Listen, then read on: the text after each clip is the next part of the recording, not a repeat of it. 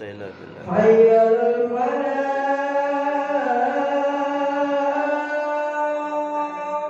La haula wala quwwata illa billah. Hayyal falah.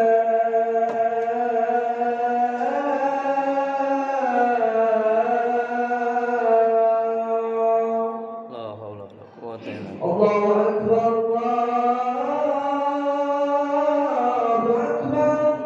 Allahu akbar. La ilaha illallah. La ilaha illallah. Salatul qaim.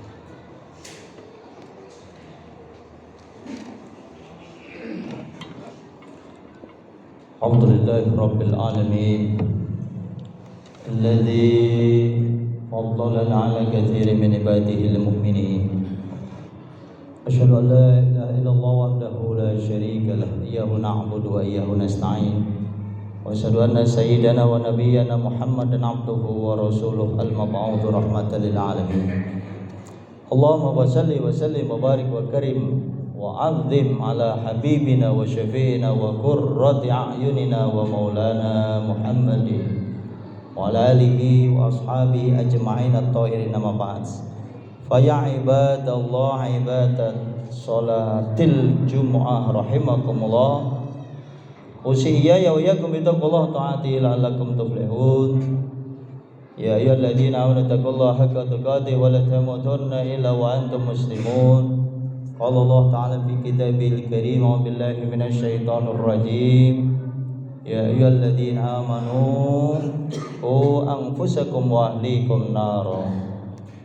Wa qala fi ayatin ukhra, rabbana hab lana min azwajina wa dhurriyyatina qurrata a'yun waj'alna lil muttaqina imama.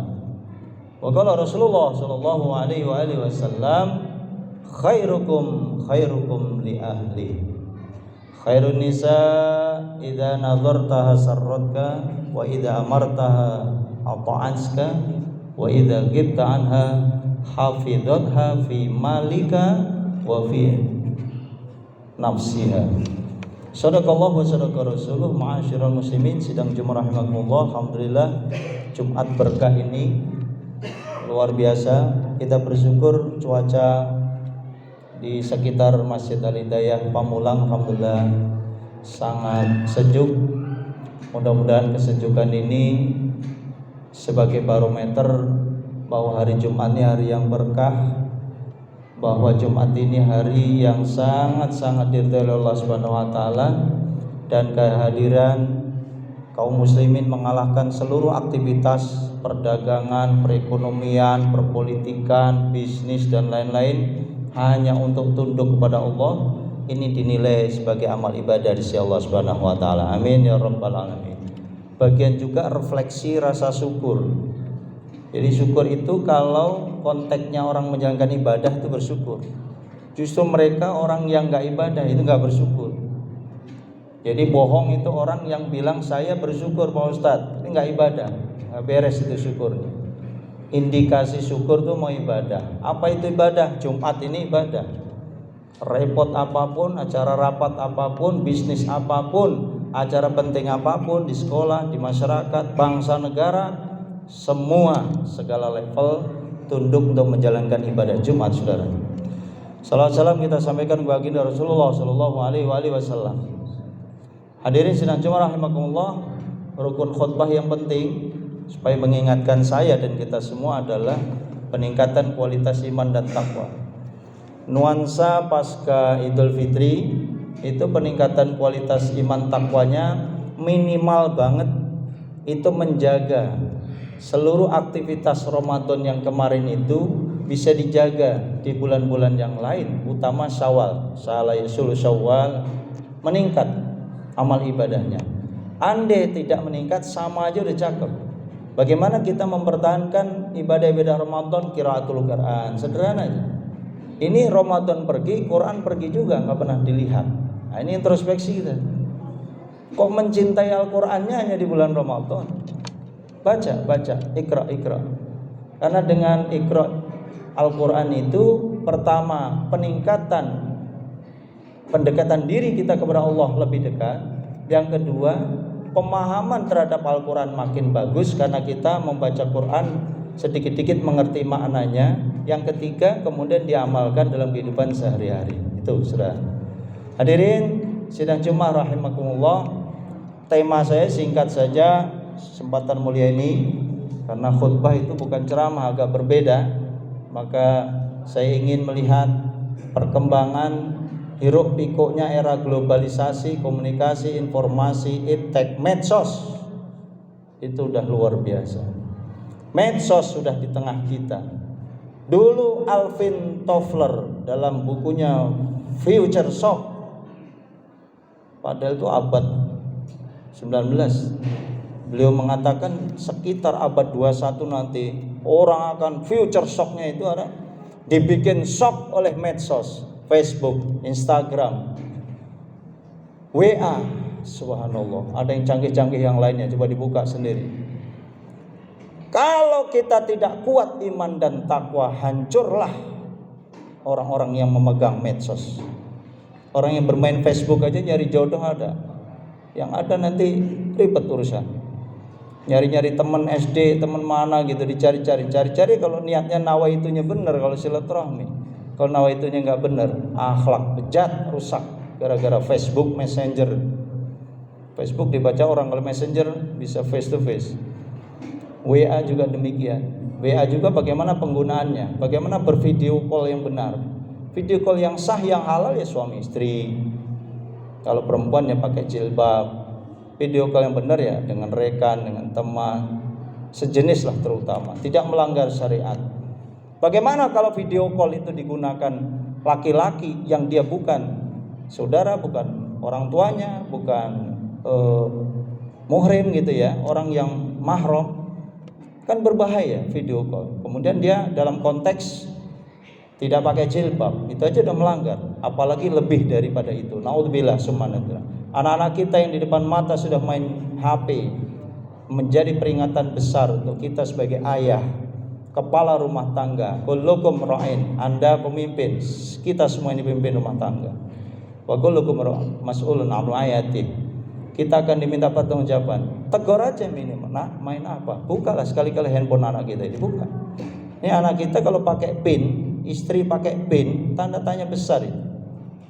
Kenapa kita harus pakai PIN? PIN artinya kan rahasia. Kayak ATM pakai PIN. Tapi kalau handphone pakai PIN, boleh ditanya itu di dalamnya ada apa? Enggak Pak Ustadz, supaya enggak kepencet, supaya enggak bunyi sendiri, ya bagus dah. Tapi kalau ada PIN, nuansanya ada yang disembunyikan. Perselingkuhan, pertemanan yang khusus. Ku anfusakum, saudara, perintah Allah. Jaga diri kalian, wa ahlikum naro, dan keluarga. Keluarga itu siapa? Suami menjaga istri, menjaga anak-anak, dan ini merupakan kewajiban kita sebagai hamba Allah yang dikasih amanah. Pasca qabiltu nikaha wa tazwijaha bil mahri makur, saya terima nikahnya dan kawinnya dengan mas kawin tunai itu. Maka amanah yang tadi diserahkan pada orang tuanya yang melahirkan, mendidik, membesarkan, mengkuliahkan, kembali kepada kita sebagai sang suami. Peringatan pada kita yang sudah berpunya istri. Peringatan juga pada saudara yang masih posisi jadi anak. Kalau posisi jadi anak ditegur bapaknya, siap tenang mendengarkan, siap perintah. Nah, handphonemu gunakan dengan baik. Jangan buka hal-hal yang tidak baik. Tapi muncul melulu, Pak, ini gambar begini. Nah itulah, makanya harus disetel. YouTube bisa disetel sepintar apapun tuh ya masih aja muncul hal-hal yang menggoda anak-anak kita. Anak jangankan yang sudah kuliah, anak-anak SMP, SD, bahkan SD, termasuk yang TK, PAUD, itu ibu dan bapaknya itu senang banget kalau anaknya sudah pinter main game di usia TK dan PAUD. Kenapa? Nggak ganggu bapak ibunya. Ini tantangan tersendiri, saudara. Bagaimana kita mengamalkan ayat ya ayyuhalladzina amanu tadi, wahai orang beriman, ku jaga anfusakum. Kalau diri kita udah kuat, kita dari kecil udah ngaji, sholat, diajarin orang tua disiplinnya luar biasa. Generasi produk dulu sebelum ada medsos dengan generasi sekarang pada saat dunia medsos sangat-sangat jauh berbeda. Bisa ditanya bapak-bapak kita yang di DKM Al Hidayah ini yang sudah senior, beda. Diajak ngaji, maghrib ngaji, nggak ada tuh handphone nggak ada, handphone SMS nggak ada SMS dari mana? Kalau sekarang bangun tidur handphone, mau tidur handphone, mau kemana handphone, jadi bawa handphone. Ya memang udah begitu Pak Ustadz. Iya, tapi perkuatlah iman dan takwa kita. Jangan sampai bermain handphone itu merusak tatanan akidah dan akhlak. Rasulullah diutus dunia ini hanya satu PR-nya, liutammima makarimal akhlak, untuk menyempurnakan akhlak. Masyarakat Arab satu bejat, cuman bejatnya nggak pakai handphone dulu, mabuk-mabukan, teler-teleran di sana. Perempuan dibunuh, perempuan diperkosa. Dia ada nggak sekarang? Ada. Dulu namanya disebut Arab jahiliyah, dan sekarang jahiliyah modern. Ada. Yang mabuk masih ada. Minuman keras ada, homer ada, judi ada. Judi masih banyak, dilarang. Kapolres melarang, Kapolda melarang, Kapolri melarang. Judi mah tetap jalan. Tempat-tempat maksiat masih banyak. Nah, memang itu tantangannya ila yaumil qiyamah itu. Selama masih ada dunia, masih ada dai, masih ada ustadz, masih ada mubalik, ya itulah tantangan untuk berdakwah pelan-pelan. Karenanya saudara, bentengilah keluarga diri kita sendiri kalau kita ingin bahagia dunia dan akhirat. Ada doa tadi yang saya sampaikan dalam mukadimah. Doa ini penting dibaca pasca sholat atau bisa dipakai wiridan. Rabbana hab lana min azwajina wa dzurriyyatina qurrata a'yun waj'alna lil muttaqina imama. Rabbana ya Allah, hab lana min azwajina, berikanlah istri saya ya Allah. Ini di situ bukan min zaujatina. Kalau zaujah itu istri satu, min azwajina, istri-istri kami, karena memang Rasulullah istri lebih satu, enggak usah ikut-ikutan. Azwajina di sini maknanya ya pokoknya istri kita dah. Istrinya satu ya satu aja. Min azwajina dzurriyyatina, dan keturunan kami anak-anak. Qurrata a'yun, supaya anak dan istri kita itu enak dipandang, menyenangkan, membahagiakan. Pulang dari kerja, pulang dari sekolahan, subhanallah, melihat anak-anak kita bahagia. Kita sendiri yang pekerja keras, bapak-bapak yang kerja keras, berjuang mati-matian, jihad fisabilillah, kerja cari duit, fantasiru fil ard, pergi ke sana kemari hanya untuk menghidupi anak-anak istri, dan itu adalah jihadnya seorang suami. Istri yang di rumah juga ada jihad-jihad yang konteks yang lain. Ketika anak istri kita sudah ketemu qurrata a'yun, subhanallah, mereka enak dilihat, melayani bapaknya. Sang suami yang capek, mau minum apa, ngopi, istirahat, makan apa, Allahu Akbar. Istri yang solehah. Anak juga demikian, ayahnya datang dia cium tangan, ayah mau pergi cium tangan, indah rasanya. Nah, kebahagiaan ini yang penting, dan kita harus minta kepada Allah Subhanahu wa taala, wa ja'ala lil muttaqina imama. Jadikan ya Allah, kalau bisa saya ini menjadi imam, jadi pemimpin bagi orang-orang yang muttaqin. Kita enggak cukup hanya derajat muttaqin. Kalau muttaqin itu udah biasa kan, tapi lebih dari muttaqin, imamnya muttaqin. Itu cita-cita ideal di dalam doa ini, surat Al-Furqan ayat 74. Hadirin sidang jemaah rahimakumullah, karena mari kita berintrospeksi kembali, melihat diri kita siapa, keluarga kita siapa, suami, istri. Jalankanlah fungsi dengan sebaik-baiknya. Ini tentu jamaah yang ada di masjid dan ibu-ibu yang berada di rumah. Bila mendengarkan ini, mari kita ciptakan keluarga kita, keluarga yang sakinah, mawaddah warahmah. Itu semua manusia, semua orang mendambakan sakinah. Apa itu sakinah? Keluarga yang bahagia. Mawaddah, keluarga yang penuh cinta fisik dalam tanda kutip. Rahmah, cinta yang bersifat non fisik atau psikologis. Karenanya harus dipertahankan sakinah, mawaddah, rahmah itu abadan abada, menjadi visi misi orang yang baru nikah sampai dia mati. Tidak ada cita-cita ingin nambah lagi, nikah lagi, cari lagi, punya inspirasi baru lagi, menghancurkan yang sudah ada. Tidak ada. Kalau bikutrotilah dia ditakdirkan seperti itu, tapi tidak ada nawa itu. Jadi kalau orang nikah kemudian nawa itunya untuk masna wa sulasa wa ruba, enggak benar. Tapi kalau bismillah ya Allah, ini amanah Allah, saya jaga, saya punya anak, saya didik, jadi hafal Quran, menjadi generasi yang baik, jadi pemimpin bangsa, meneruskan saya, meneruskan masjid ini, meneruskan perjuangan saya, meneruskan cita-cita saya, visi misi, yaitu menegakkan Islam. Kalaupun profesi saya apa, tapi saya tetap bela Islam. Nah itu, tanamkan akidah pada dia, tanamkan tauhidnya, tanamkan syahadat yang bagus, arkanul Islam dimantepin dikit, Kalau dia nggak paham, ngajikan, titipkan ke pondok pesantren kalau kita tidak sanggup mendidik anak kita. Bukan pondok pesantren menjadi buangan bagi anak-anak yang narkoba. Bukan pondok pesantren adalah buangan bagi mereka yang akhlaknya bejat. Bukan, saudara. Itu menyesal kita kalau kita memasukkan pesantren hanya untuk nitipin anak kita yang sudah nakal. Ini karena nakal Pak Ustadz, saya taruh pesantren. Salah itu nawa itu. Nawa itu pondok pesantren adalah thalabul ilmi. Nuntut ilmu nak, belajar nak, kuasai ilmu pengetahuan agama nak, kuasai nanti setelah itu juga ada iptek juga banyak. Yang penting makan imtaknya dulu, imtaknya diperkuat, ipteknya bagus, masuk kerja, ngelamar kerja gampang. Dia jadi insinyur tapi imteknya bagus, nah dia jadi pengurus masjid di kantor itu. Dia jadi anggota dewan di DPR, tapi dia aktif di masjid, mikirin masjid. Nah itu karena apa? Karena dia punya imtak yang tinggi. Ilmu umumnya jago, ilmu agamanya jago, dua hal ini yang penting.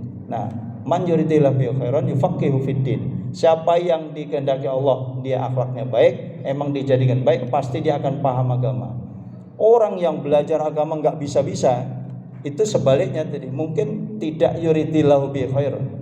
Tapi kalau yang Allah kehendaki orangnya memang menjadi orang yang khair, orang yang baik, orang ihsan, gampang banget berjuangnya untuk Islam, gampang banget belajar agama, gampang banget adaptasi, gampang banget mengembangkan masjid, gampang banget menciptakan seni bagaimana idarah, riayah dan imarahnya masjid ini supaya masjid lebih bagus. Di mana saja kita berada, saudara, hati kita tetap terpaut untuk berjuang di jalan Allah Subhanahu wa taala. Barangkali itu sekelumit yang bisa kami sampaikan dalam khutbah yang sangat singkat ini. Semoga mendapatkan manfaat dan hikmah. Saya singkat, intinya adalah bagaimana ketahanan keluarga itu, saudara. Jangan lupa kita punya Allah. Ketahanan keluarga supaya Allah, anak saya enggak rusak, minta sama Allah. Anak saya sukses, minta sama Allah. Bangun malam, minta Allah. Istri, minta Allah. Semua ini amanah Allah. Kalau kita terima dengan sebaik-baiknya, dengan rasa syukur dan sabar ketika diuji oleh Allah Subhanahu wa taala, insyaallah kita akan sukses fid dini wad dunya wal akhirah. Amin ya rabbal alamin. Barakallahu li wa lakum bil Qur'anil azim wa nafa'ani wa iyyakum bima fihi minal ayati wa dzikril hakim. Wa taqabbal minni wa minkum tilawatahu innahu wal ghafurur rahim. Allahumma shalli ala sayyidina Muhammad wa ala